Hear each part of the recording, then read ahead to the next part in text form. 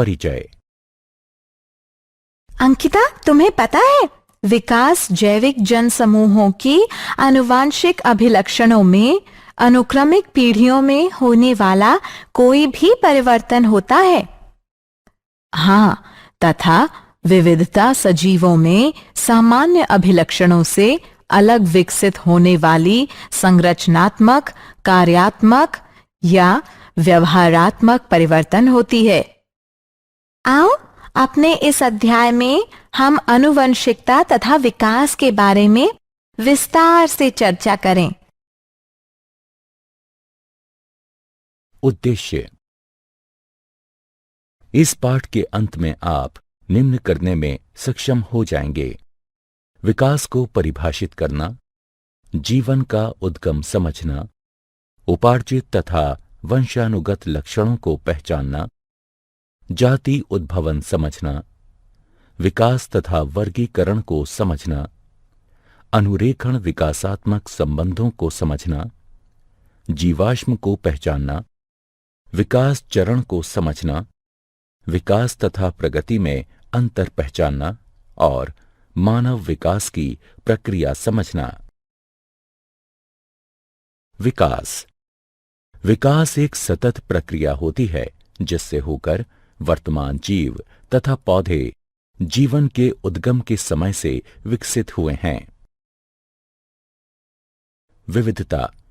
जैसा कि हम पहले चर्चा कर चुके हैं कि विविधता सजीवों में सामान्य अभिलक्षणों से अलग विकसित संरचनात्मक, कार्यात्मक एवं व्यवहारात्मक परिवर्तन होती है। विविधताओं का उद्गम तथा संचयन आवश्यक होता है क्योंकि ये विकास के लिए कच्चा पदार्थ प्रदान करती हैं।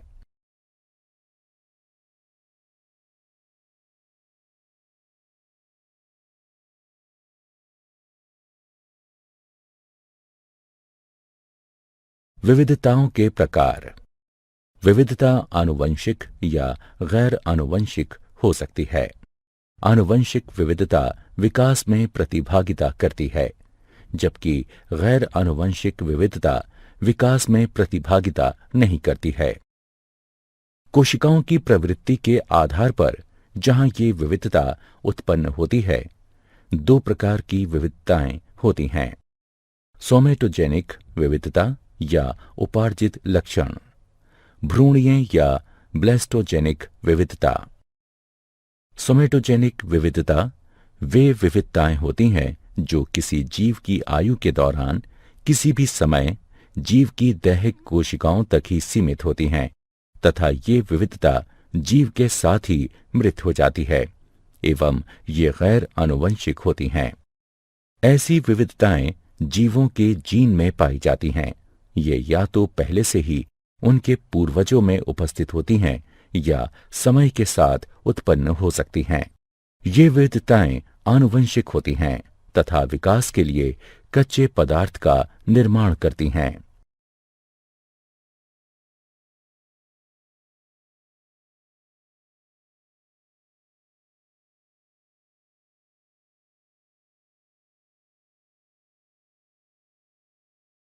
विविधता के स्रोत। विविधता निम्न कारणों से होती है: उत्परिवर्तन, आनुवंशिक विचलन। उत्परिवर्तन एकाएक, वृहद तथा आनुवंशिक पदार्थ में होने वाला परिवर्तन है। ये परिवर्तन कुछ प्राकृतिक कारकों या मानवीय गतिविधियों द्वारा हो सकते हैं। आनुवंशिक विचलन अवसरगत अस्थिरताओं द्वारा जीन आवृत्ति में होने वाला यादृच्छिक परिवर्तन है।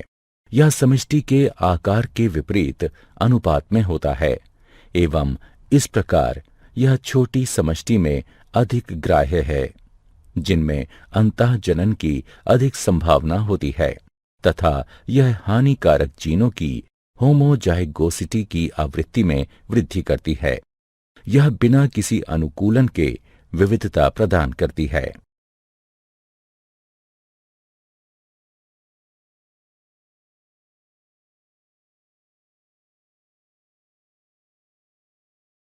जीवन की उत्पत्ति।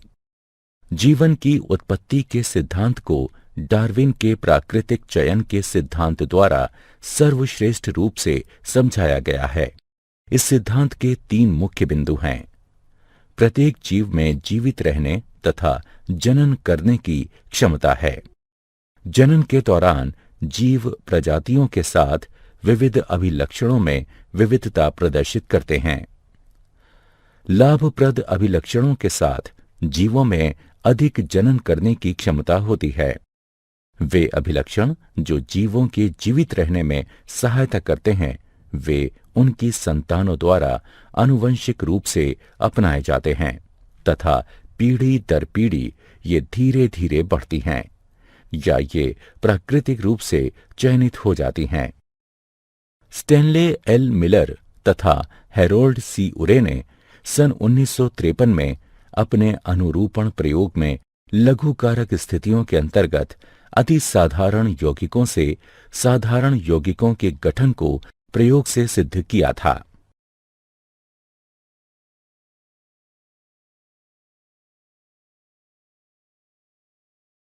उपार्जित तथा वंशानुगत लक्षण।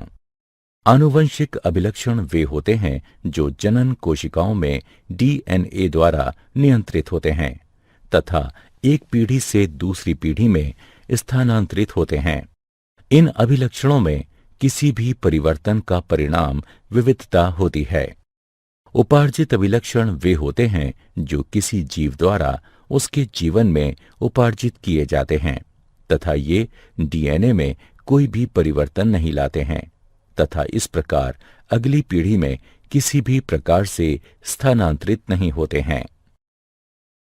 जाति उद्भव। जीव उद्भव नई प्रजातियों के बनने की प्रक्रिया है। जब भौगोलिक रूप से एकाकी सदस्यों के मध्य विविधता उत्पन्न हो जाती है, जिनके कारण से जनन वियोजन होता है, जहां कुछ प्रजातियां एक दूसरे के साथ जनन नहीं करती हैं। किसी समष्टि के गूढ़ परिवर्तनों के साथ सदस्यों के एक अन्य समष्टि में पलायन से नव समष्टि में नए लक्षणों के विस्तार में सहायता प्राप्त होती है। आनुवंशिक विचलन वह होती है जो प्राकृतिक आपदा के कारण एक जनसंख्या से कुछ जीनों को निष्कासित कर देती है या मृत्यु जीन आवृत्ति में परिवर्तन लाती है। विविधता तब भी संकलित हो सकती हैं जब डीएनए प्रतिछवि तंत्र में अशुद्धियां उत्पन्न हो जाती हैं। गुणसूत्र संख्या में परिवर्तन से भी 2 उपसमूहों में भयंकर अंतर उत्पन्न हो सकते हैं। यौन जनन से भी विविधता उत्पन्न होती है। भौगोलिक अवरोधक अथवा भौगोलिक वियोजन यथा नदी या पर्वतों का समष्टि के 2 उपसमूहों के मध्य अंतरागमन जीन प्रवाह के स्तर में कमी लाता है। जनन वियोजन 2 उपसमूहों के मध्य उत्पन्न होता है, जिसका अर्थ है 2 उपसमूह वे लक्षण विकसित कर लेते हैं जो उन्हें एक दूसरे के साथ सहचारी नहीं होने देते। विकास तथा वर्गीकरण। जीवों के मध्य समानताएं हमें उन्हें समूहीकृत करने की अनुमति प्रदान करती हैं। जितने अधिक अभिलक्षण उनमें आम होंगे, उतने ही अधिक वे संबंधित होंगे। जितने निकटतम वे संबंधित होंगे, उतना ही नजदीक उनमें आम पूर्वज होंगे। इसे एक भाई एवं बहन के उदाहरण से अधिक स्पष्ट रूप से समझा जा सकता है। वे निकटतम संबंधित होते हैं क्योंकि उनके पूर्वज समान होते हैं। इस प्रकार हम प्रजातियों के छोटे समूहों का निर्माण हालिया समान पूर्वजों के साथ कर सकते हैं। फिर इन समूहों के उपसमूहों में अधिक समान पूर्वज होंगे।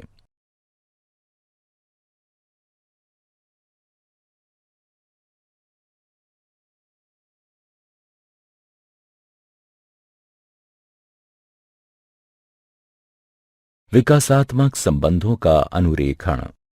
विविध जैविक अध्ययन हमें बतलाते हैं कि अपने उद्भव के बाद से ही जीव अपने नए रूपों में विकसित होने के लिए अपनी संरचनाओं में विविध परिवर्तनों से होकर गुजर रहे हैं। विभिन्न प्रकार के जीवों में कुछ समान प्रकार की विशिष्टताएं विकास के पक्ष में प्रमाण प्रस्तुत करती हैं, क्योंकि उन्हें एक समान पूर्वज से विकसित हुआ माना जा सकता है। कुछ महत्वपूर्ण स्रोत जो जैव विकास के लिए प्रमाण प्रस्तुत करते हैं वे हैं समजात अंग, समरूप अंग। समजात अंग वे अंग होते हैं जिनकी मूल संरचना समान होती है लेकिन कार्य भिन्न होते हैं। उदाहरण, एक मेढक, पक्षी तथा पुरुष का अग्रबाहु। यह हड्डी की एक ही मूल संकल्पना पर निर्मित होते हैं, किंतु इनके कार्य भिन्न होते हैं, यथा कूदना, उड़ना तथा पकड़ना। समरूप अंग वे अंग होते हैं जिनकी मूल संरचना तो भिन्न होती है, किंतु उनके कार्य समान होते हैं। उदाहरण, कीटों तथा पक्षियों के पंखों की संरचना भिन्न होती है, किंतु वे उड़ने का ही कार्य करते हैं। जीवाश्म। अतीत में रहने वाले मृत पशुओं या पौधों के अवशेषों को जीवाश्म के रूप में जाना जाता है। एमोनाइट यानी अक्षय रुख, नाइटिया यानी मछली तथा राजासुर यानी डायनासोर जीवाश्मों के कुछ उदाहरण हैं। यदि हम मिट्टी को खोदते हैं तथा जीवाश्म को खोजना आरंभ करते हैं तो हम पाते हैं कि सतह के निकट उन जीवाश्मों की तुलना में नए जीवाश्म मिलते हैं जो हमें गहरी सतह में जाकर प्राप्त होते हैं। चलिए हम अब 100 मिलियन पूर्व से आरंभ करते हैं। कुछ अकशेरुक सागर तट पर मारे गए तथा रेत में दफन हो गए और रेत एकत्र होती गई तथा दाब के चलते रेतीले पत्थर बनते गए। लाखों वर्ष उपरांत एक क्षेत्र में रहने वाले डायनासोर मर गए तथा उनके शरीर मिट्टी में दब गए। यह मिट्टी चट्टानों में परिवर्तित हो गई। चट्टानों में पहले से ही अकशेरुकियों के जीवाश्म थे। इसके और कई लाखों वर्ष उपरांत अश्व जैसे जीवों के शरीर उस क्षेत्र में चट्टानों में दबकर पहले से बनी इन चट्टानों पर जीवाश्म बन गए। कई वर्ष उपरांत क्षरण अथवा जल प्रवाह के द्वारा कुछ चट्टानें हटीं तथा अश्वनुमा जीवाश्मों का पता चला।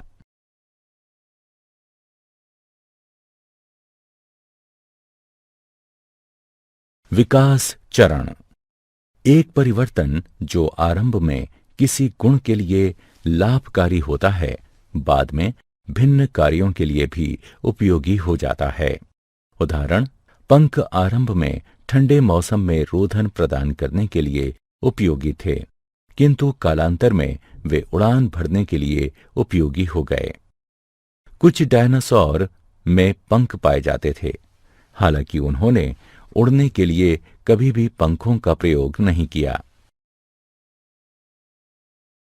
विकास तथा प्रगति में अंतर। विकास में पुरानी प्रजातियां नई प्रजातियों के निर्माण के दौरान विलुप्त नहीं होती हैं तथा अधिकतर पुरानी तथा सामान्य प्रजातियां अभी भी जीवित हैं। विकसित प्रजातियां कभी भी पैतृक प्रजातियों से भिन्न नहीं होती हैं। विकास प्राकृतिक तथा आनुवंशिक विचलन पर आधारित होता है जो एक साथ मिलकर एक ऐसी समष्टि का निर्माण करते हैं जो अपनी पैतृक प्रजाति से वियुक्त होती है। मानव विकास। जैसा कि हम पूर्व में चर्चा कर चुके हैं कि मानव तथा बंदर बहुत ही निकटतम संबंधी प्रजातियां हैं। बहुत समय पूर्व इनके पूर्वज समान हुआ करते थे। यहां तक कि मानवों में भी पूरे विश्व में प्रारूपों में तथा विशिष्टताओं में अत्यधिक विविधता पाई जाती है। काफी समय तक हम इन मानव प्रारूपों को मानव जातियों के रूप में मानते रहे। टाइम डेटिंग के आधार पर जीवाश्मों के अध्ययन तथा डीएनए अनुक्रम को संलग्न कर आणविक जाति वृत्त के आधार पर अब यह स्पष्ट हो गया है कि सभी मानव जाति एक ही होमो सेपियंस से संबंधित हैं। होमो सेपियंस के आरंभ के सदस्य अफ्रीका से आए प्रतीत होते हैं। हमारे कुछ पूर्वज अफ्रीका में ही बने रहे तथा कुछ पूरे द्वीप में फैल गए। कुछ ने अफ्रीका छोड़ दिया तथा समय के साथ पूरे ग्रह पर फैल गए। अन्य प्रजातियों के समान पूर्वजों के इन समूहों ने भी अपना जीवन अभिभावी परिवेश में व्यतीत किया तथा विभिन्न भौगोलिक क्षेत्र में विशेष विशिष्टताओं के साथ विभिन्न रंग के होने के लिए आनुवंशिक विविधता विकसित कर ली। क्या आप जानते हैं टी डॉब्जेंस्की ने आनुवंशिक तथा प्रजातियों का उद्गम नामक पुस्तक लिखी है। कोकरवेट जटिल जैव यौगिकों के संग्रह होते हैं तथा खंडकरण एवं विखंडन द्वारा प्रगति तथा विभाजन में सक्षम होते हैं। आरंभिक कोशिकाएं प्रवृत्ति में अवायवीय, प्रोकैरियोटिक तथा कीमो पर पोषित थीं। ए.आई. ओप्रिन ने जीवन की उत्पत्ति पुस्तक 1936 में लिखी। हर्बर्ट स्पेंसर ने विकास शब्द दिया। चार्ल्स डार्विन ने जैविक विकास के सिद्धांत का प्रस्ताव दिया जो संशोधन के साथ वंशानुक्रम प्रतिपादित करता है।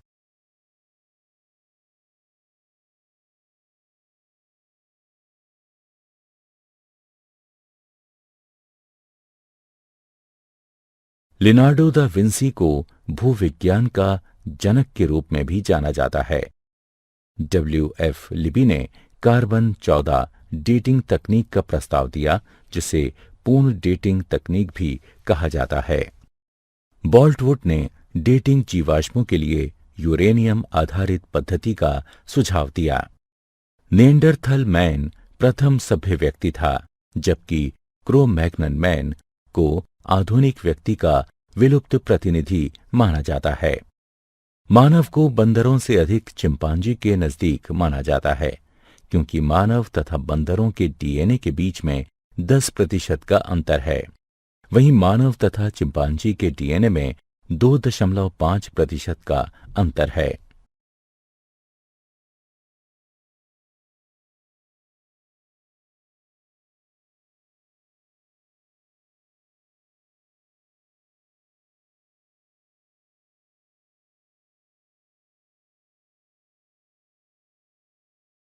सारांश।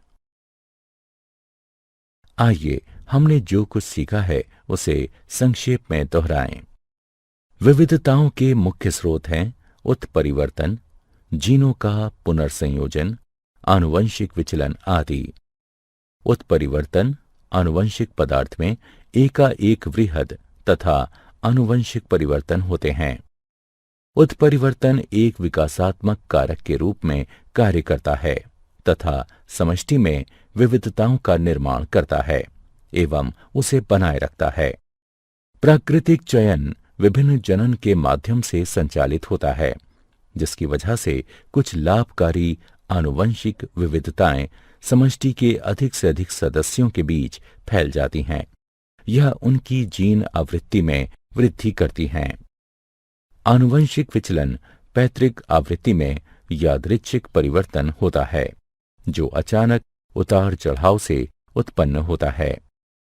आनुवंशिक विचलन कुछ विशिष्टताओं की आवृत्ति में वृद्धि करता है जिनमें कुछ उत्तरजीविता लाभदायक होते हैं।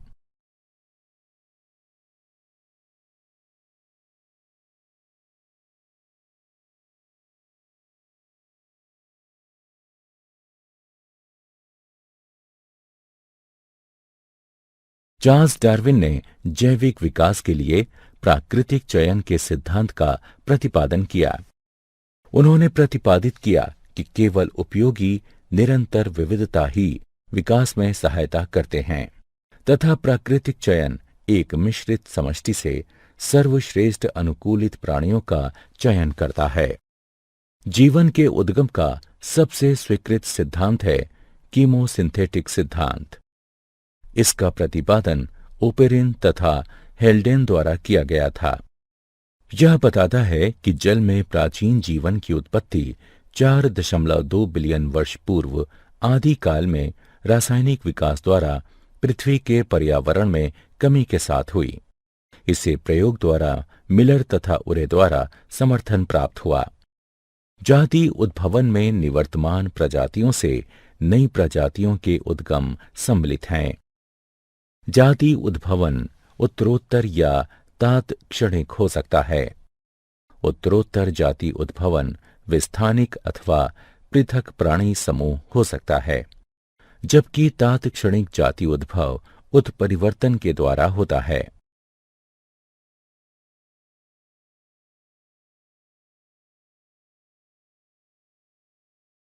विकासात्मक संबंध जीवों के वर्गीकरण द्वारा अनुरेखित किए जा सकते हैं।